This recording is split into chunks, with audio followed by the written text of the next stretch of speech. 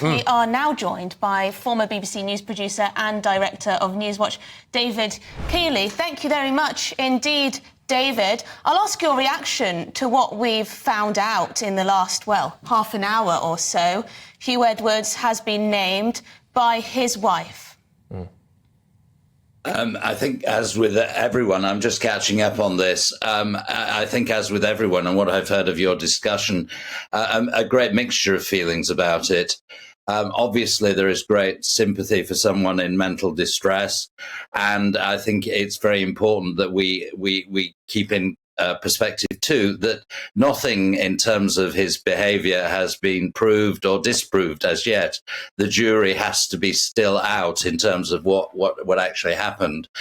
What I would say, though, is that coming back to what Michael Cole, I gather, was saying earlier, the BBC's own internal processes for dealing with problems, their complaints procedure is a shambles. And I know this was a sensitive issue. This isn't an impartiality issue or something about accuracy in terms of what's on output. But all employers have a duty of care. And what we were seeing here was that there was a big delay between the original reporting of this issue and actual action being taken. And I think the BBC need, and in my organisation, Newswatch, is campaigning for this. The BBC need to overhaul its complaints procedure completely to make it much more transparent, much more independent, and much more reactive in a genuine way to events that are going on.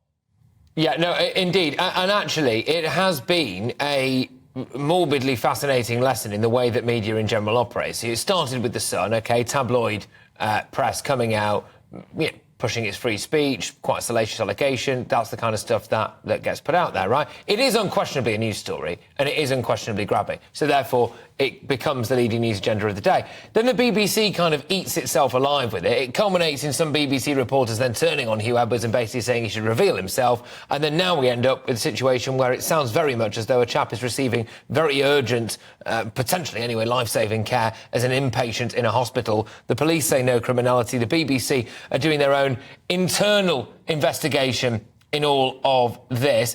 Look, at the very least, David, whilst we have sympathy, of course, for Huw Edwards' current mental state, and no doubt he's been through the ringer, at the very least, David, it does look as though some quite bizarre behaviour has exhibited itself, especially for a married man with children, and somebody who is supposed to have been embodying the BBC's values and culture. How do you see this one playing out from this moment in time? Well, what I would say, again, I'm afraid, is that nothing has yet been proved. I take your point completely that it looks on the surface that there is, shall we say, difficult behaviour in this equation. There may be abuse of power. All sorts of things come into the equation. But I come back to the point that what is vital here is not to come to judgments at the moment, but to wait for the BBC to come to grips with the facts as far as they can ascertain them, and to be transparent about that, so that we know if it was the case that a BBC presenter was abusing their position in some way, then obviously that is a matter of serious concern. Someone with such a high profile as Huw Edwards in particular. But again, I stress, I'm not reaching that judgment myself. I'm just saying that is one of the big issues involved. David, now Huw Edwards, absolutely massive figure at the BBC, been working there for I don't know how many years. Decades. Did you know him personally? I don't know him personally. No, I was at the BBC in the 1980s, before he was on the horizon, even as a news presenter. Were you aware that he had suffered in the past from mental health issues, had problems in that respect?